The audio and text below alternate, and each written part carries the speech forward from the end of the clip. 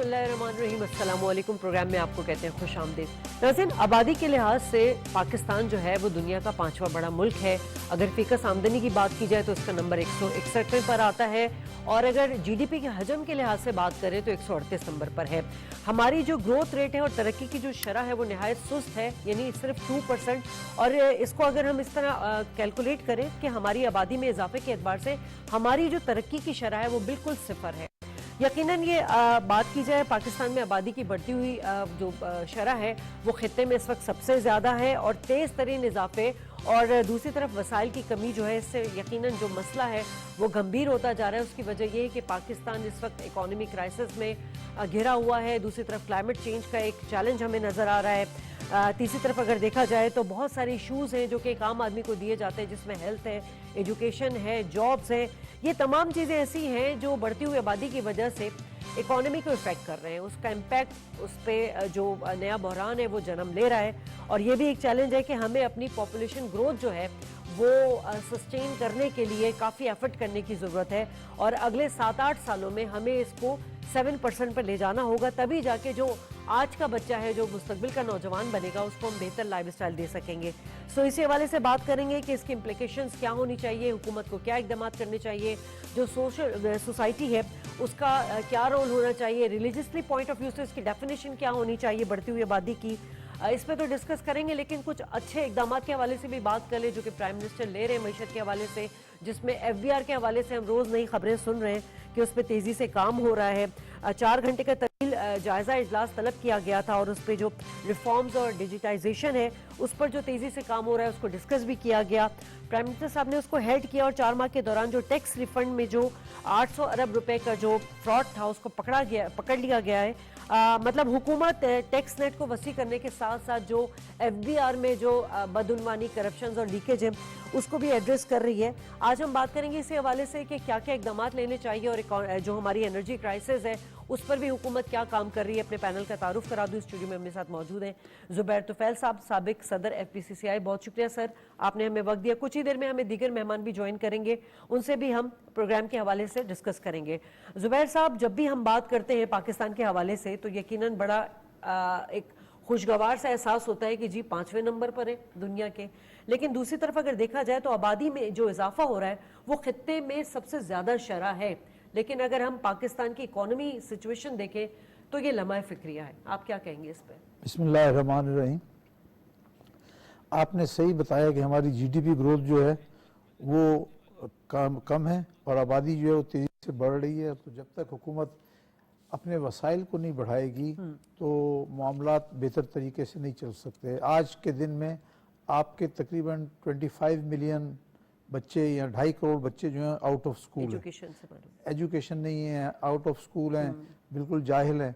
ये बच्चे बड़े हो के जब उन्हें बेसिक पढ़ना लिखना नहीं आएगा तो वो कहीं काम के लिए जाएंगे, किसी फैक्ट्री में भी जाएंगे ना तो उनको बहुत दिक्कत होगी कि वो पढ़ नहीं सकते या लिख नहीं सकते।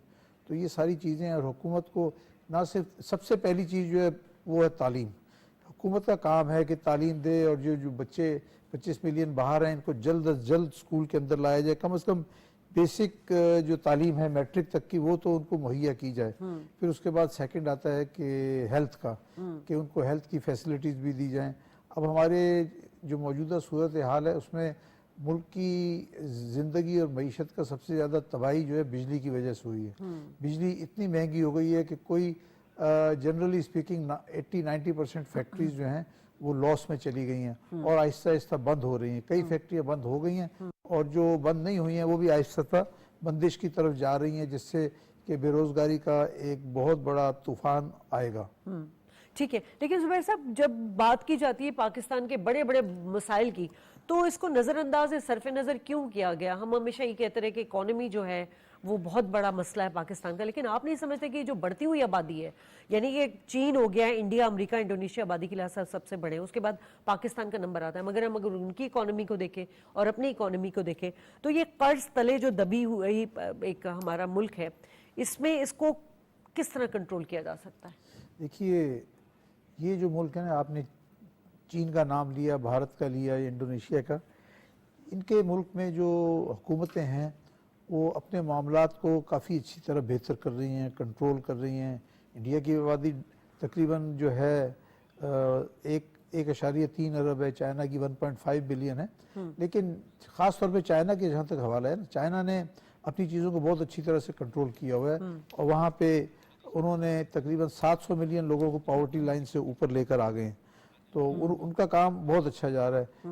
انڈیا نسبتاً ان کی طرح تو نہیں ہے، لیکن انڈیا بھی وہاں پہ بھی کوشش ہو رہی ہے کہ وہاں پہ بھی جو ہے لوگوں کی زندگی میں بہتری لائی جائے. ٹھیک ہے. تو یقیناً یہ بڑا ایک ایسا ایشو ہے جس پہ بات کرنا ضروری ہے، جس پہ بہت سارے اقدامات لینا بہت ضروری ہے.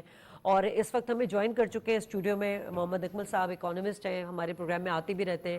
آج لیٹ ہو گئے کیونکہ آج کراچی میں بارش ہوئی اور اتنی زیادہ دعائیں کی تھی کہ بارش ہو جائے، لیکن کراچی کا مسئلہ اکمل صاحب یہ بھی ہے کہ بہت زیادہ بارش آ جاتی ہے تو پھر بہت مسئلہ ہو جاتا ہے. وہ کہتے ہیں زیادہ بارش ہوتی زیادہ پانی آتا ہے. تو ابھی آپ دیر سے پہنچے، لیکن بہرحال ہم آج بات کر رہے ہیں پاکستان کی جو بڑھتی ہوئی آبادی ہے اور خطے میں سب سے زیادہ شرح اس کی ہے.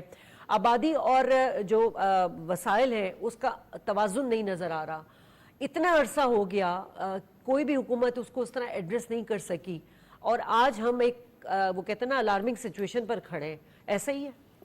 جی بالکل ایسا ہی ہے. آبادی، ظاہر ہے آبادی کا اور وسائل کا آپس میں گہرا تعلق ہے. آبادی زیادہ ہوگی، وسائل کم ہوں گے تو ظاہر مسائل پیدا ہوں گے. اسی طریقے سے اگر وسائل کم ہوں گے، آبادی آپ کے اس کے مقابلے میں زیادہ ہوگی تو بھی پرابلمس پیدا ہوں گے. یعنی دونوں چیزوں میں ایک بیلنس کو برقرار رکھنا بہت ضروری ہے. خاص طور پہ کسی ریاست کے نہ صرف یہ کہ معاشی مسائل کے لیے بلکہ ادر سوشل ایشوز بھی اس سے بڑے حد تک وابستہ ہے. کیونکہ ظاہر ہے جتنی سوسائٹی بڑی ہوگی، آبادی آپ کی زیادہ ہوگی، ان کو جب سہولیات کی عدم فراہمی ہوگی یا معاشی مشکلات پیش آئیں گی تو پھر ظاہر ہے وہاں پہ جرائم بڑھتے ہیں، وہاں پہ اس معاشرے میں پھر ڈپریشن بڑھتا ہے. مطلب تھوڑا سا ان میں آپ نے دیکھا ہوگا جیسے پاکستان کی اگر میں مثال دوں تو آپ کو لوگ نظر آ رہا ہوگا کہ بڑا جلدی میں ہے اور بہت عدم برداشت کا جو مظاہرہ ہوتا ہے. اس کی وجہ یہی ہے کہ وہ معاشی طور کے اوپر جو ہے نا بہت مطلب پس چکے ہوتے ہیں اور اسی کشمکش میں لگے ہوئے ہوتے ہیں. اور یہ چیز ان کے لیے نہ صرف یہ ذہنی مسائل پیدا کرتی ہے بٹ آلسو جو ہے وہ ان کے لیے دوسرے مسائل ریلیٹنگ ٹو فیملی ایشوز ہو گئے یا سوشل دوسرے تعلقات کے حوالے سے پرابلمس پیدا کرتی ہے. تو اکانومی کو اگر آپ ایک سائیڈ پہ بھی فور دی ٹائم بینگ رکھ دیں، اس کا ہمارے رویوں کے اوپر بہت جو ہے وہ نیگیٹو امپیکٹ آتا ہے. آبادی میں اضافہ ہو کیونکہ ان کو وسائل کی جو تقسیم ہے وہ مساوی نہیں ہوتی، لوگوں کو جو ہے نا وہ سہولیات نہیں ملتی، جیسے صحت کی سہولت ہے یا علاج کی ہے. اسی طریقے سے آپ دیکھیں تو تعلیم جو بڑی بنیادی آج کل ضرورت ہے اس سے لوگ دور رہتے ہیں. اب یہ سب وجہ یہی ہے کہ ہماری آبادی اتنی زیادہ ہو چکی ہے کہ ہم جو ہے وہ اس کو، ہمارے جو وسائل ہیں وہ اس کو کیٹر نہیں کر پا رہے. نتیجہ یہ ہے کہ ہم جو ہے وہ آج غربت اور بے روزگاری اور مہنگائی کا کیا سامنا وجہ کر رہی رہے ہے؟ ہیں. اضافے کی وجوہات کیا دیکھ رہے ہیں؟ کیا اس پہ بہتر طریقے سے کام نہیں کیا گیا؟ کیونکہ اگر ہم آبادی کے حوالے سے بات کرتے ہیں کہ آبادی بڑھ رہی ہے، لیکن ہم فیملی پلاننگ پر بھی بات کرتے ہیں جس پہ بہت مایوب سمجھا جاتا ہے اس کو ڈسکس کرنا، حالانکہ ایسی بات نہیں ہے. میں زبیر صاحب سے یہ کہہ رہی تھی کہ پاکستان کے بہت بڑے ایشو میں سب سے بڑا ایشو تو اب بڑھتی ہوئی آبادی کا مسئلہ ہے، کیونکہ جب تک آپ آبادی کو کنٹرول نہیں کریں گے آپ وسائل کی تقسیم منصفانہ طور پر نہیں کر سکیں گے. ہمیں ٹیلی فون لائن پہ جوائن کر چکے ہیں طلعت انور صاحب، بہت شکریہ سر. معاشی تجزیہ کار بھی ہیں اور یقیناً یہ جو ہم پاپولیشن گروتھ کی بات کریں اس پہ ایکسپرٹیز بھی آپ کی ہیں. طلعت صاحب، کیا وجہ رہی ہے کہ جس رفتار سے پاکستان کی آبادی بڑھتی رہی اس رفتار سے وسائل میں اضافہ نہیں ہوا؟ ہم اتنے عرصے کیوں خاموش بیٹھے رہے کہ آج ہمیں احساس ہو رہا ہے کہ جی اتنی زیادہ آبادی میں وسائل کا توازن نہیں ہے؟ جی شکریہ بہت بہت. اصل میں آپ دیکھیں اس تناظر میں کہ ہسٹوریکلی ہم نے گرو جو کیا ہے نا کم ریٹ سے کیا ہے. ہمارا گروتھ ریٹ جو ہے اپنے وسائل ہمارے اتنے گرو نہیں ہوئے ہیں جتنے کی آبادی بڑھ گئی. ہماری پاپولیشن گروتھ ریٹ آپ دیکھیں تو پہلے 3% تھا، آج کل جو ابھی لیٹسٹ سروے اس کے مطابق 2.5% پر اینم آیا ہے، جو which is one of the highest in the world. یعنی ہم افریقن کنٹریز سے بھی کہیں آگے ہیں. اور پاکستان کی رینکنگ اگر دیکھی جائے ورلڈ میں تو 181 نمبر پہ ہوتی ہے. تو جو کہ یعنی 181 میں کنٹریز کے بعد ہم آتے ہیں پاپولیشن گروتھ ریٹ کے حساب سے.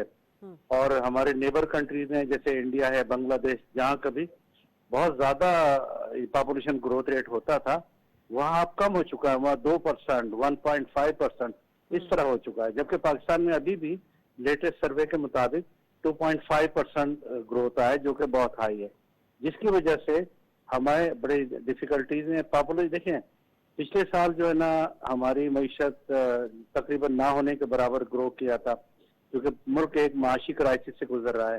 اور اس سال آپ دیکھیں کہ جو ٹارگٹ رکھا ہے وہ 3.5% ہے.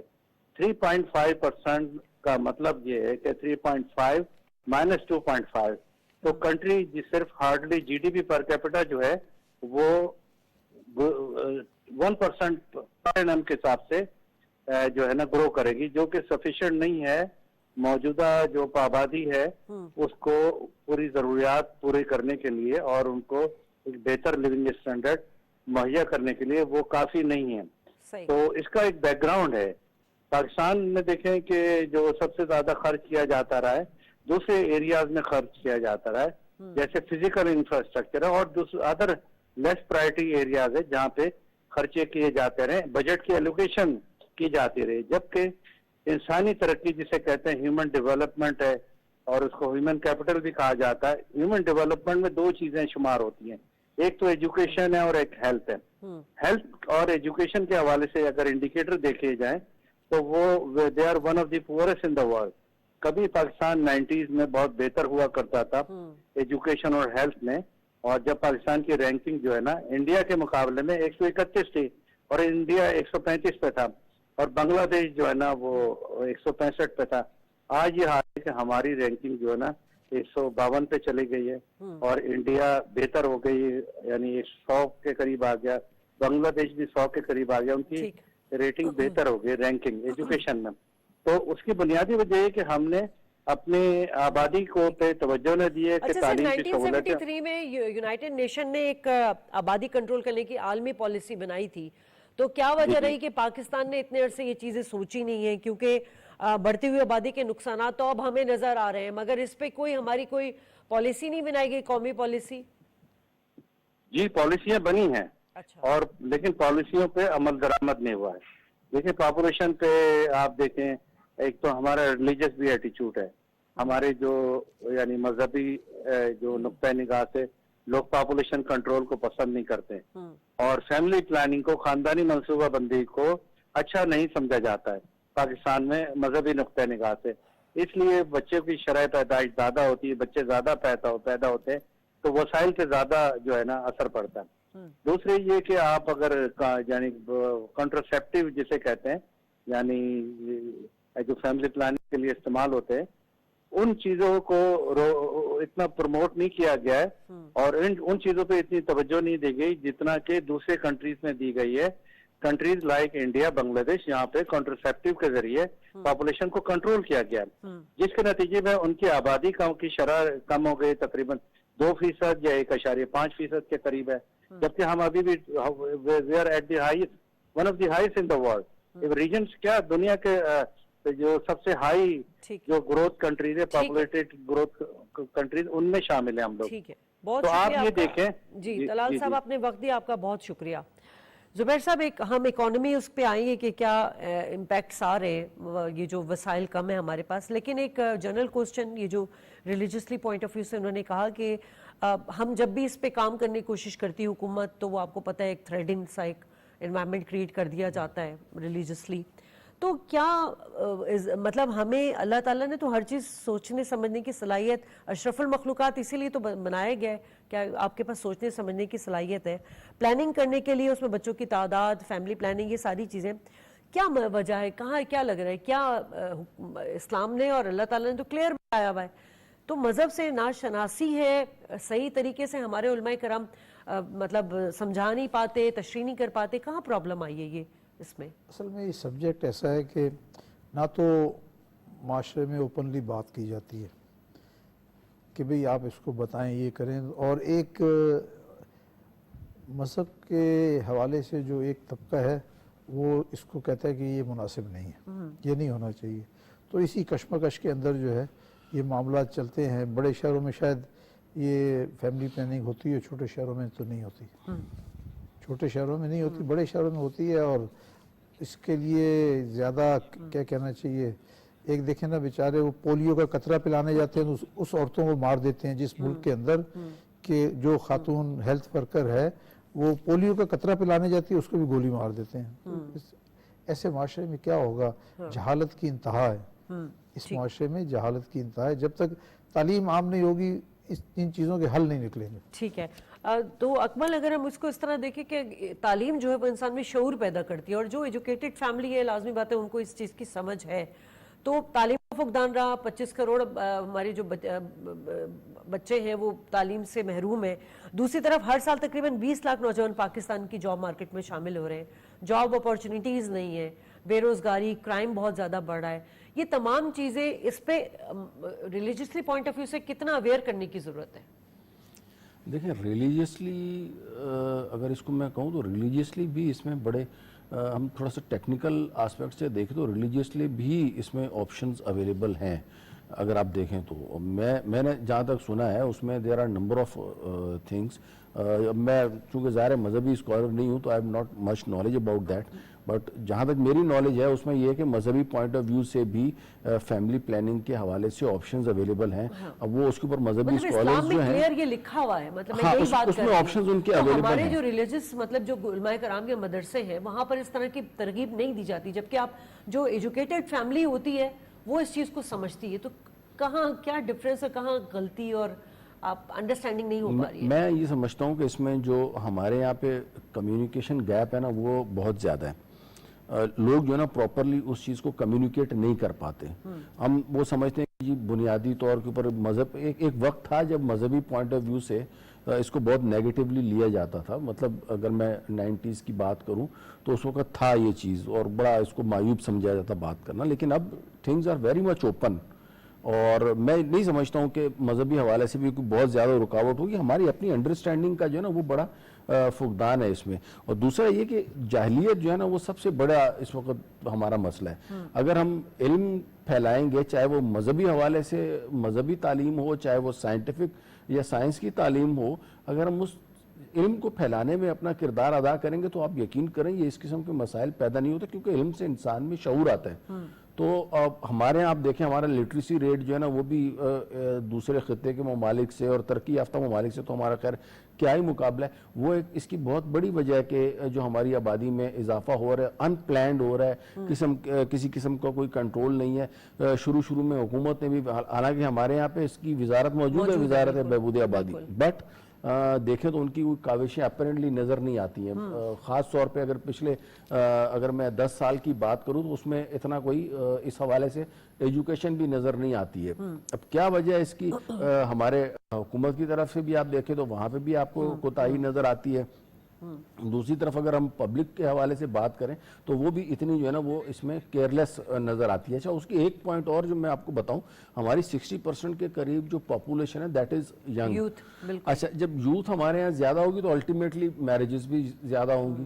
تو اس حوالے سے بھی ایک پوائنٹ آف ویو بنتا ہے کہ جی اگر ہماری پاپولیشن گروتھ زیادہ تو اس کی وجہ یہ کہ ہمارے یہاں پہ چونکہ یوتھ زیادہ ہے تو اس وجہ سے بھی ہماری پاپولیشن کا اضافہ بنتا ہے. تو اس چیزوں کو سب کو اگر مد نظر رکھا جائے تو میرے حساب سے بیلنسڈ اسکور کارڈ کا جو ٹیکنیک یوز کی جاتی ہے کہ ایک طرف آپ ریسورسز کو بھی بڑھائیں، دوسری طرف آبادی کو بھی کنٹرول کریں، تو دونوں چیزوں میں ایک بیلنس رکھ کے اگر ہم چلیں گے نا تو چیزیں بہت آسان ہو جائیں اور ملٹی ٹاسکنگ کے ذریعے اس کو ہمیں ٹارگٹ کرنا چاہیے. ٹھیک ہے زبیر صاحب، اب زیادہ آبادی والے جو ہے وہ ہمیں انوائرمنٹل ڈیگریڈیشن کا باعث بھی بنتے ہیں. مطلب آگے ہمیں پانی کا بہت بڑا ایک ایشو پوری دنیا کو ہی ہے لیکن پاکستان کو بھی اس طرح ہے. پھر آلودگی کی وجہ بن رہی ہے. زرعی جو زمینیں ہیں کیونکہ جب آبادی بڑھتی ہے تو اس کو ریئل اسٹیٹ والے رہائشی اسکیموں میں تبدیل کر دیتے ہیں. بہت ساری وجوہات ہیں. تو یہ تمام چیزیں آپ سمجھ رہے ہیں کہ اس کو کس طرح وزارت موجود ہے لیکن ہمیں وہ رٹ نظر نہیں آتی کسی بھی چیز کی، اس کی کیا وجہ ہے؟ نہیں، آپ پہلے تو کہہ رہی ہیں کہ یہ آبادی نمبر ایک آبادی، اس کے بعد دوسرا آپ نے کہا کہ نہیں، میں نے کہا جی مطلب وہی کلائمیٹ چینج کے حوالے سے کلائمیٹ چیلنج جو ہمیں نظر ہے اس میں یہ تمام چیزیں آ جاتی ہیں کیونکہ ہم زرعی ملک ہیں نا، تو وہ زرعی زمینوں کو رہائشی اسکیموں میں بھی تبدیل کیا جا رہا ہے.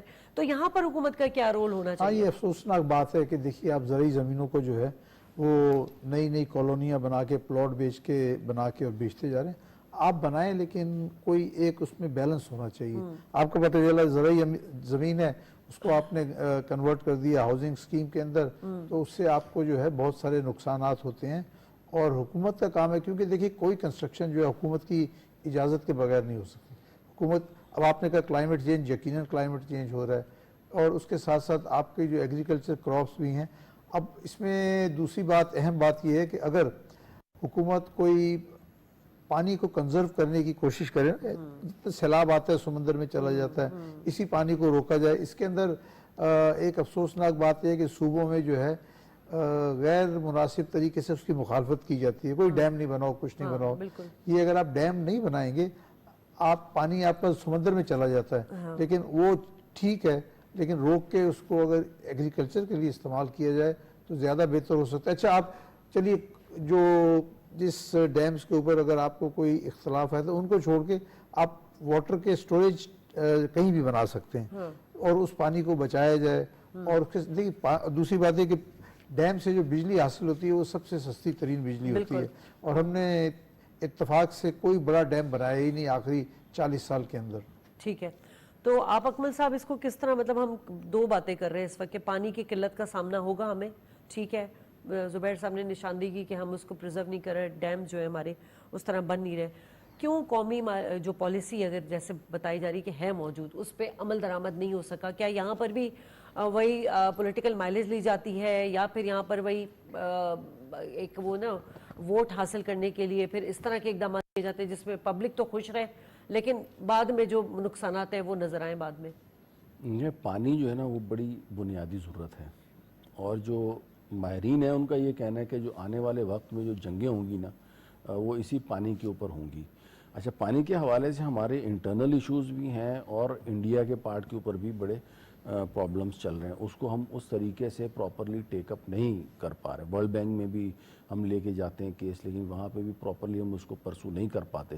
اور انڈیا نے جس طریقے سے جو ہے وہ آبی دہشت گردی شروع کی ہوئی ہے، ایون ان کے جو پولیٹیکل رہنما ہیں وہ اس بات کو کرتے ہیں کہ ہم جی پاکستان کا پانی بند کر دیں گے. اور اب تک کافی سارے ایسے دریا ہیں ہمارے جن کے اوپر وہ غیر قانونی طور کے اوپر انڈیا جو ہے وہ ڈیمز وغیرہ بنا چکا ہے، اور ہمارا پانی کافی حد تک انڈیا نے غیر قانونی طور کے اوپر روکا ہوا ہے. یہ ہو گیا ایکسٹرنل فیکٹر. اب ہم انٹرنلی اگر بات کریں تو ہمارے ہاں ڈیمز کے حوالے سے بڑا چیزوں کو پولیٹیسائز کر دیا جاتا ہے. خاص طور پہ کالا باغ ڈیم جو ہے وہ ایک عرصے تک جو ہے وہ مسئلہ بنا رہا. الٹیمیٹلی اس کو ہمیں صوبوں میں کنسنسس نہ ہونے کی وجہ سے اس کو رائٹلی اور رانگلی اس کو بہرحال کلوز ڈاؤن کرنا پڑا. اس کے بعد آپ دیکھیں تو جو منگلا ڈیم ہے یا دوسرے جو ڈیمز ہمارے ہیں ان میں اتنی ریت بھر چکی ہے اور اتنا مطلب ان کی کیپیسٹی جو ہے وہ کم ہو چکی ہے کہ اگلے آنے والے وقتوں میں ہم پانی کے ذخیرے نہ بنا پائے تو ہمارے لیے جو ہے نا وہ بڑا پرابلم ہوگا. اس سلسلے میں جو ہماری موجودہ حکومت ہے انہوں نے جو دیامر بھاشا ڈیم کے اوپر جو کام کی رفتار کو مزید تیز کیا ہے، یہ بڑا جو ہے نا وہ اچھی اور خوشائند بات ہے. نیلم جیلم پروجیکٹ کی اگر ہم بات کریں تو اس کے اوپر کام جو آپ دیکھیں بڑی تیزی سے ہو رہا ہے. تو آبی ذخائر کے اوپر موجودہ حکومت کا مجھے تو فوکس نظر آتا ہے. جیسے میاں شہباز شریف جو ہیں وہ اکثر اوقات میں نے جو ہے وہ خود بھی میٹنگز وغیرہ میں بھی سنا ہے، اور they are focusing on water, کیونکہ پانی ہوگا تو ہماری ایگریکلچر ہوگی. پانی اگر ہمارا نہیں ہوگا تو ہمیں ایگریکلچر میں سب سے زیادہ پرابلمز آئیں گے.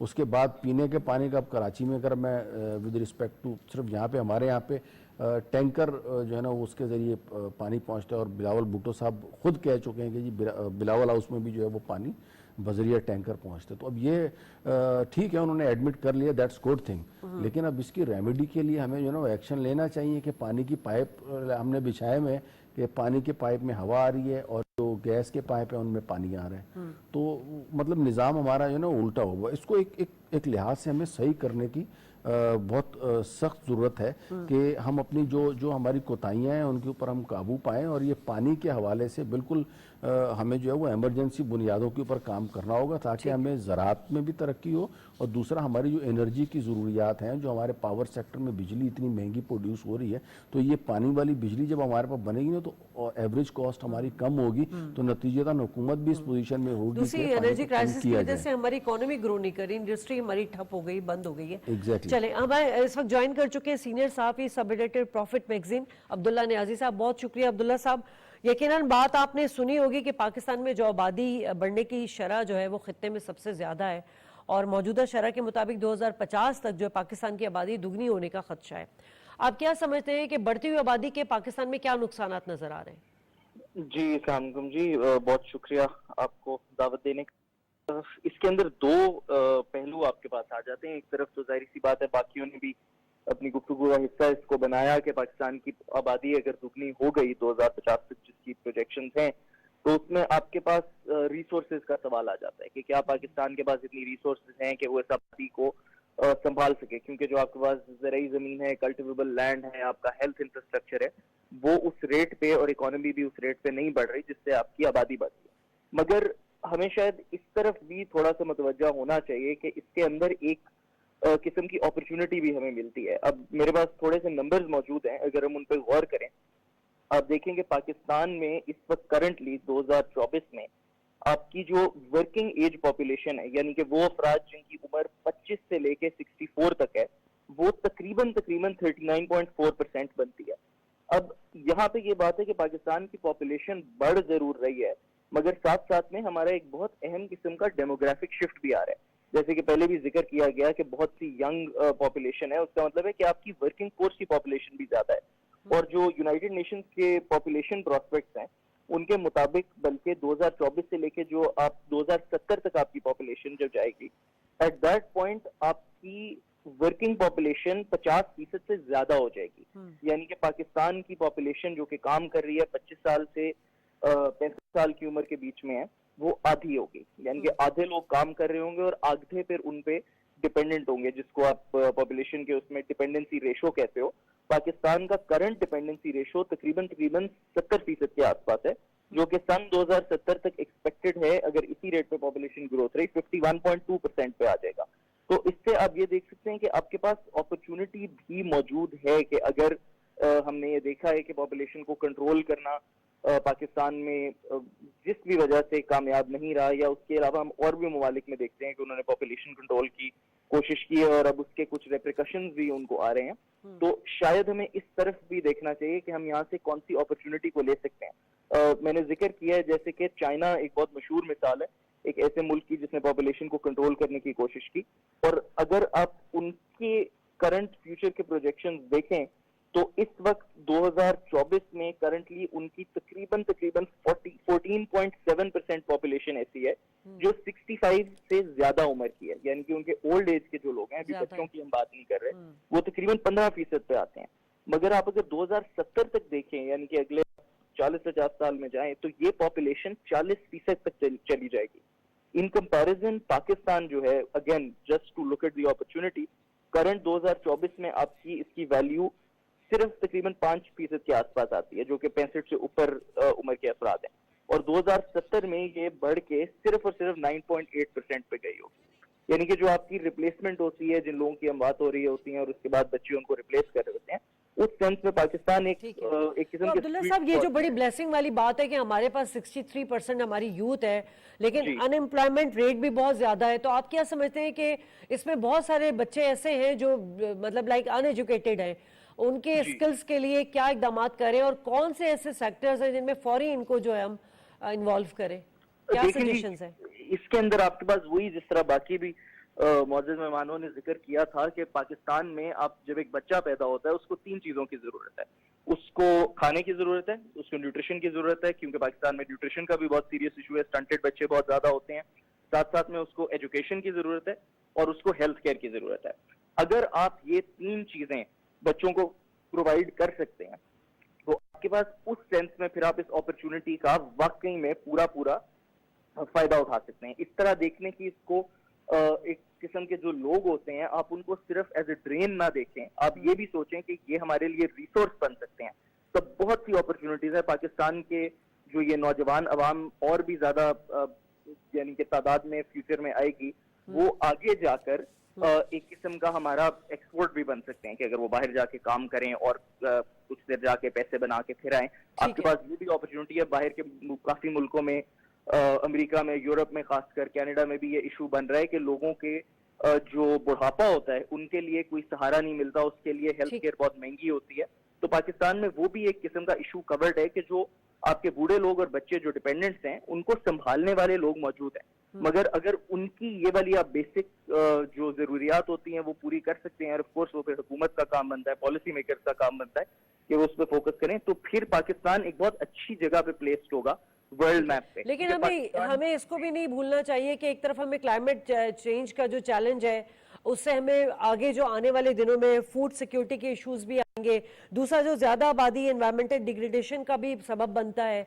तो ये तमाम चीजें जो हैं इसको हुकूमत को क्या इकदाम लेने चाहिए। दूसरा ये कि सिर्फ हुकूमत ही नहीं है, प्राइवेट सेक्टर्स भी हैं, सोसाइटी के दूसरे प्लेटफॉर्म भी हैं। ये तो सिर्फ अब सारी चीजें हुकूमत पे तो नहीं डाली जा सकती, तो इसके लिए क्या इकदाम होनी चाहिए? नहीं, जाहिर सी बात है, इसके अंदर सबका एक खास किस्म का रोल होता है जो उन्होंने अदा करना होता है।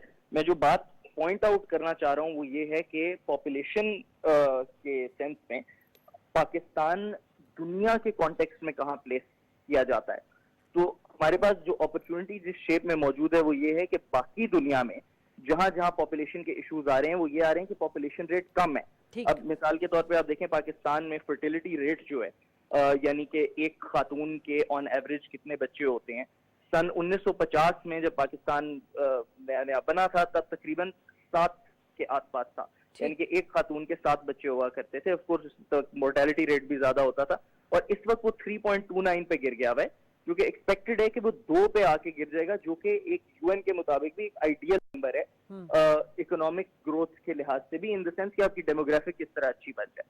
ठीक है, यही वो डेमोग्राफिक होगी जो कि ऑफ कोर्स जैसे आपकी जितने लोग होते हैं, जितने यंग लोग होते हैं, वो उनकी मेंटल फैकल्टीज भी फिर ज्यादा होती हैं और वो फिर आगे भी काम करने के लिए निकलते हैं। बहुत शुक्रिया अब्दुल्ला साहब, आपने वक्त दिया।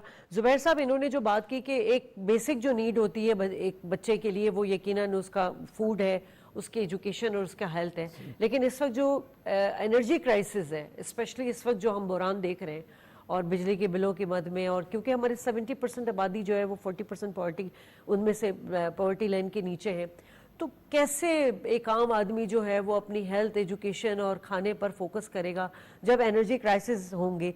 अब इस वक्त प्राइम मिनिस्टर साहब इकदाम तो बहुत ले रहे हैं, लाजमी सी बात है, बहुत सारी चीज़ें जो अभी करने की हैं, लेकिन उसमें भी वही पॉलिटिकल माइलेज और सियासी मुफादात आ जाते हैं। जैसे आईपीपी से मुआहिदा हो गया, या कैपेसिटी चार्जेस हो गए, लाइन लॉसेस हो गए, बिजली चोरी हो रही है, ये तमाम चीज़ें एक आम आदमी के बिल में इंक्लूड हो के वो बिल पे कर रहा है। जब वो बिल पे करेगा तो दीगर चीज़ों पे वो कैसे फोकस करेगा? सही कह रही है। देखिए, इस वक्त कैपेसिटी चार्जेस तकरीबन 22 रुपये फी यूनिट, और टोटल बिजली जो उन्होंने पहले एक 300 यूनिट तक जो इस्तेमाल करता था उसको बहुत कम रेट के ऊपर तकरीबन 5 रुपये के करीब फी यूनिट बिजली मिलती थी, जो आज से 2-3 दिन पहले एक नोटिफिकेशन आया कि सब 42 रुपये से देंगे, और दूसरा 100,000 रुपये जो है फिक्स चार्जेस लगा दिए हैं।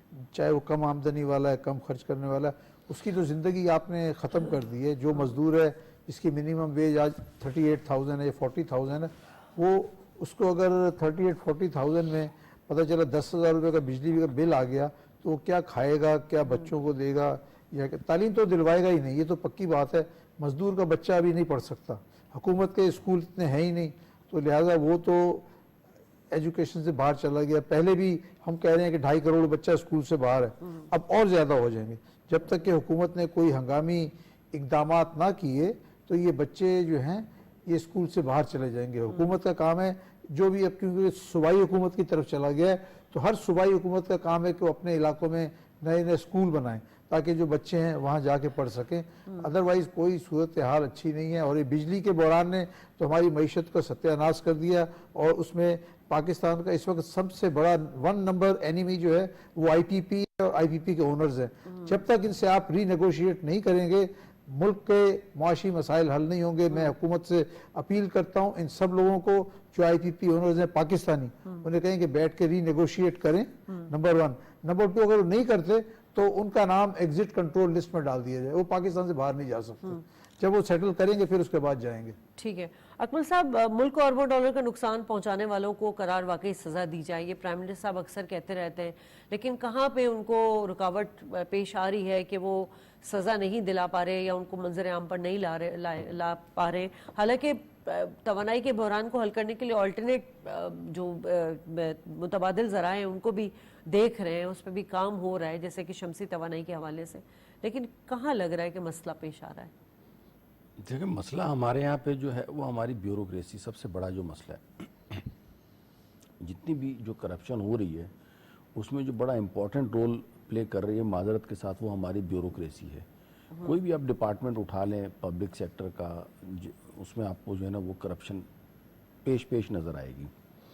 FBR की आज प्राइम मिनिस्टर साहब की जो है ना वो स्टेटमेंट है कि FBR को डिजिटलाइज किया है तो उसमें रिफंड के हवाले से एक केस सिर्फ 800 अरब रुपए का है। 800 अरब रुपए का मतलब आप ये समझें कि हमारा जो टोटल इस वक्त पाकिस्तान का फेडरल PSDP है वो 1400 अरब है। यानी सिर्फ एक केस से हमारे 800 अरब रुपए का जो उसमें मिसकम्युनिकेशन है वो सामने आई है। तो अगर ये थोड़ी सी डिजिटलाइजेशन और हो जाए, ब्यूरोक्रेसी को थोड़ा सा ह्यूमन इंटरेक्शन कम हो जाए और डिजिटलाइजेशन की तरफ हम चले जाते हैं तो हमारे यहाँ न सिर्फ ये कि करप्शन के खात्मे में मदद मिलेगी बल्कि हमारे जो रेवेन्यूज़ हैं और जो हुकूमत जो बार बार जो रेवेन्यू की कमी का रोना रोती रहती है तो वो उसमें कामयाबी होगी उसको, और उसके पास रेवेन्यू जो है वो उनकी एक्सपेक्टेशन से ज़्यादा होगा। जब उनके पास ज़्यादा रेवेन्यू आएगा तो डेफिनेटली फिर वो गरीब आदमी के ऊपर भी खर्च करेंगे। जैसे पंजाब हुकूमत आप बड़े ज़बरदस्त इकदाम कर रही है, सोलर पैनल जो है उन्होंने वो मुफ्त में जो है वो देने का फैसला किया है। 300 यूनिट जिनके हैं या 500 यूनिट हैं, तो this is a good step. But ये उसी वक्त होगा जब रेवेन्यूज होंगे। ये जो इकदाम सूबे ही क्यों ले रहे हैं? क्यों वही बात आ गई कि कौमी मालियाती कौमी एक पॉलिसी बनाई नहीं जा रही है इस हवाले से? उसी की तो अशद जरूरत है। देखिए चार चीजें 18वीं तरमीम के बाद ज्यादातर जो चैप्टर है ना ये वो एजुकेशन हो, हेल्थ हो या दीगर शोबे, ये है प्रोवेंशियल चैप्टर है, फेडरल का इससे लेकिन मुल्क के मुफाद अवाम के मुफाद में एक सजेशन है कि क्या इसमें तब्दीली नहीं की जा सकती? वैसे तो नजरिए जरूरत के तहत इसमें बिल्कुल तब्दीली की जा सकती है, लेकिन हमारे यहाँ कुछ पॉलिटिकल जो है वो टाइज हैं जिसकी बेसिस के ऊपर for the time being 18th amendment में तो पॉसिबल नहीं है। लेकिन एक मैं आपको थोड़ी सी तवज्जो और दिलाऊं, एक टर्म हम यूज़ करते हैं कारपोरेट लेवल के ऊपर, कोड ऑफ कारपोरेट एथिक्स। तो securities and exchange commission of Pakistan ने कोड ऑफ कारपोरेट एथिक्स जो है वो जो इस वक्त इंट्रोड्यूस करवाया है, उसमें जितनी भी हमारी पब्लिक सेक्टर की जो प्राइवेट लिमिटेड कंपनीज़ हैं जो स्टॉक एक्सचेंज में लिस्टेड कंपनीज़ हैं उनको वो फॉलो करना होता है। और उसमें इन सब चीज़ों का बड़ा ख्याल रखा गया है कि वो जो पब्लिक से वो यहाँ पे सोसाइटी से या किसी भी इकोनॉमी से अर्न कर रही हैं तो उनको वापस उस इकोनॉमी के ऊपर खर्च भी करना है, चाहे वो आपकी जो क्लाइमेट चेंज है उसके ऊपर हो, हेल्थ के ऊपर हो, या उस कॉरपोरेशन की जो सोशल रिस्पॉन्सिबिलिटीज़ हैं वो भी उसको पूरा करें। तो ये SECP का भी बड़ा अच्छा इकदाम है और आहिस्ता आहिस्ता इससे आपको नज़र आएगा कि हमारा जो कॉर्पोरेट सेक्टर है वो भी जो है वो पब्लिक से रिलेटेड जो अवामी मफादात जिसे हम कहते हैं तो उसके ऊपर वर्क करते हुए आपको फ्यूचर में नज़र आएगा। तो इसमें हर एक को अपने अपने हिस्से का रोल ईमानदारी के साथ जो है वो अदा करना चाहिए। और बड़ी अच्छी आपने बात की, लेकिन सिर्फ एक यही नहीं है FBR का इदारा, बहुत सारे हमारे अभी आप देखें पाकिस्तान मेरी टाइम में 1200 अरब रुपए की जो है वो टैक्स चोरी के करप्शन की बात सामने आई। प्राइम मिनिस्टर साहब ने खुद इसको कोट किया। सर अभी बहुत सारे स्टेप्स लिए जा रहे हैं, डिजिटाइजेशन पे बात हो रही है, रिफॉर्म्स के ऊपर बात हो रही है। ऑल्दो के प्राइम मिनिस्टर साहब ने कहा है कि कई मंसूबों में जो है वो FBR ताखिरी हरबे इस्तेमाल कर रहा है। ये जो इदारों को भी अपने अंदर जो लीकेज और बदउनवानी और करप्शन है इसको ख़त्म करने की कितनी ज़रूरत है? देखिए प्राइम मिनिस्टर साहब ने एक केस का हवाला दिया कि वहाँ पे 800 अरब की जो है जी वो टैक्स की चोरी की गई। ये सारा टैक्स चोरी किस तरह होता है? ये FBR के ताउन के बगैर हो ही नहीं सकता। FBR के अफसरान हैं, वो लोगों को टैक्स चोरी का रास्ता दिखाते हैं, कहते हैं आधा तुम खाओ आधा हमें दो, आधा तुम खाओ आधा हमें दो। तो जब तक आप इन लोगों को सजाएं नहीं देंगे इनका कोई फर्क नहीं होगा। ये आपके माशरे को तबाह कर रहे हैं, आपके बच्चों का फ्यूचर ख़त्म कर रहे हैं। FBR में मैं समझता हूँ कि FBR में एक इंतहाई रेवोल्यूशनरी रिफॉर्म की ज़रूरत है। वहाँ पे जो लोग हैं हर आदमी, बात तो नहीं कहूँगा लेकिन 98% जो लोग हैं ना करप्शन में शामिल है FBR के। 2% होंगे जो नहीं हैं, बाकी सब लोग जो करप्शन के अंदर शामिल है। और कोई ऐसा डिजिटलाइजेशन का निज़ाम लाना चाहिए कि इनके हाथ में कुछ ना हो, इनकी डिस्क्रिशनरी पावर कुछ ना हो। तो डिजिटाइजेशन से फर्क पड़ेगा क्योंकि इम्पैक्ट तो आना शुरू हो चुका है उसका। बिल्कुल पड़ेगा, बिल्कुल पड़ेगा। आप हर चीज़ को डिजिटलाइज करें, नंबर 1। नंबर 2 आप ह्यूमन एक्शन ख़त्म कर दें कि टैक्स ऑफिसर जो है किसी टैक्स पेयर को मिल ही नहीं सकता। टैक्स पेयर अपने कागजात इलेक्ट्रॉनिकली उनको भेजे और वो उसको इलेक्ट्रॉनिकली जवाब दे जो भी देना है। अभी तो वो ये होता है कि उन्होंने दुकान खोली हुई है, FBR में अफसरान ने दुकान खोली हुई है। जैसे कोई कारोबार करता है तो वो भी कारोबार करते हैं, अच्छा ये मैं तुम्हारे हक में लिख दूंगा इतने मुझे दे दो, ये तुम्हारे हक में लिख दूंगा इतना दे दो। और اس طرح سے بھی ہے کہ بعض جگہ کوئی وہ ٹیکس جو پیئر ہے کچھ بھی نہیں کر رہا ہوتا تب بھی اس سے پیسے لے جاتے ہیں, اس کو ڈرا کے دھمکا کے اس سے پیسے لے جاتے ہیں. اچھا تالی جو ہے نا اپنا شادی, یہاں پہ میں ایک بڑا امپورٹنٹ بات بولوں, تالی جو ہے نا وہ دونوں ہاتھوں سے بجتی ہے. ایک طرف اس میں کوئی شک نہیں ہے کہ ایف بی آر ہو یا کوئی بھی سرکاری دوسری جو طرف ادارہ دینے والا ہے, بھی جان چھڑانا چاہتا ہے, دوسرا اس کی ذمہ داری ہے. لیکن اگر میں بات کروں نا کہ ہمارے پاس جو دینے والے ہیں وہ کہاں گئے, ان کی بھی تو ذمہ داری ہے نا. اب وہاں پہ کیا ہوتا ہے میں بتاتا ہوں آپ کو کہ یہ چیمبر آف کامرس آ جاتے ہیں, federation of Pakistan chamber of commerce آباد آ گیا کہیں پہ جو ہے وہ ایپٹما آ گیا, کہیں پہ دیگر آرگنائزیشنز آ گئیں. یہ لوگ پھر جو ہے نا احتجاج کا راستہ اختیار کرتے ہیں. میں آپ کو بتاتا ہوں ٹیکسٹائل میں جو ہے وہ مشینری جو امپورٹ کرتے ہیں, وہ اگر 5 جو ہے نا وہ ٹیکسٹائل سے ریلیٹڈ کوئی مشینیں امپورٹ کریں گے تو اس میں آپ 4 مشینوں کے اسپیئر پارٹس لے کے امپورٹ کر لیتے, پتہ ہی نہیں چلتا ہے کسی کو. 5 مشینوں کی ڈیوٹی دی, 4 کے جو ہے وہ اسپیئر پارٹ جو آپ ان کے گوداموں میں دو گوداموں میں چھاپا مارے, تیسرے دن اگر آپ کو اسٹرائک نہ ملے تو آپ مجھے پکڑ لینا. تو یہ سارے کلچر کو بھی تو ہم نے ختم کرنا ہے نا. ہم تو سارے مل کے, اب ہو یہ رہا ہوتا ہے کہ بجائے اس کے کہ ہم اس کرپٹ آدمی کو بھی جو ہے نا وہ پکڑے, ہم جو ہے نا الٹا پھر اس کو پروٹیکٹ کر رہے ہوتے ہیں کہ نہیں یہ ایف بی آر نے, یہ فلانے نے ناجائز شروع کر دیا, یہ چھاپے مار رہے ہیں, یہ کر رہے ہیں, یہ وہ کر رہے ہیں. تو تالی دونوں ہاتھوں سے بچتی ہے, ہمیں دینے والے سے کچھ بھی جو ہے نا ایکویلنٹلی اس وقت دیکھنا ہمارے ساتھ پڑے ٹیلی گا. فون لائن پہ patron Pakistan tax bar association Rana Munir Hussain Sahib موجود ہیں. بہت شکریہ سر وقت دیا آپ نے. سر ہم بات کر رہے ہیں اس وقت ٹیکس اہداف کے حصول کے لیے جو ریفارمز لائے جا رہے ہیں, ڈیجیٹائزیشن ہو رہی ہے, یہ وقت کی عام ضرورت بھی ہے, اس کو بہت پہلے ہونا بھی چاہیے تھا, لیکن چلیں دیر آئے درست آئے. اس کے آپ کیا دیکھ رہے ہیں, اس کے نتائج کس طرح دیکھ رہے ہیں آپ؟ Shazia thank you very much, آپ نے مجھے موقع دیا. آپ نے جو نیوز ابھی جو سب لوگوں نے ہم نے پڑھی ہے کہ 800 بلین روپیز جو ہے اس کا فراڈ ہوا ہے ریفنڈ کی صورت میں, تو یہ ایک بہت بڑی خبر ہے. ایک عام آدمی تو اس کو ایک خبر کے طور پر پڑھتا ہے, لیکن جو صاحب عقل لوگ ہیں, صاحب دانش لوگ ہیں, جو پاکستان سے محبت کرنے والے لوگ ہیں, یہ ان کے لیے بہت ہی, ان کے نظر میں یہ بہت بڑا المیہ ہے. اور ان کے جو دل ہے وہ خون کے آنسو ہوتا ہے کہ میرے ملک کے 800 بلین روپے جو ہیں وہ فراڈ میں چلے گئے. مجھے لون لینے کے لیے مجھے آئی ایم ایف کے ساتھ ان کی ناجائز شرائط پوری کرنی ہے. میں نے بہت سارے پاپڑ بیلنے ہیں اپنے ملک کے لیے پیسے لینے کے لیے, اور میرے 800 بلین روپیز جو ہیں وہ فراڈ میں نکل جائیں.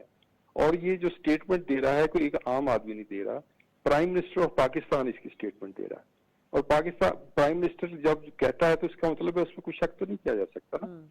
تو اب جو یہ ایکچولی 800 بلین نہیں ہے میرے خیال میں, یہ اس سے کہیں زیادہ ہے. کہیں زیادہ کیسے ہیں کہ جو 800 بلین لوگوں گورنمنٹ نے ریفنڈ کی صورت میں لوگوں کو ادا کیے, وہ اماؤنٹ جو ہے وہ لی ہوئی ہے ہم نے لون کے طور پر میری ملک نے, اور اس کے اوپر مارک اپ جو پے کر رہا ہے, تو اس کو اگر ہم یہ اس میں کیلکولیٹ کریں, پرائم منسٹر صاحب نے یہ نہیں بتایا کہ جی اس کو یہ جو فراڈ ہے 1 سال میں ہوا یا 2 سال میں ہوا, تو میں اس کو پریزیوم کر لیتا ہوں کہ یہ 1 سال میں ہوا.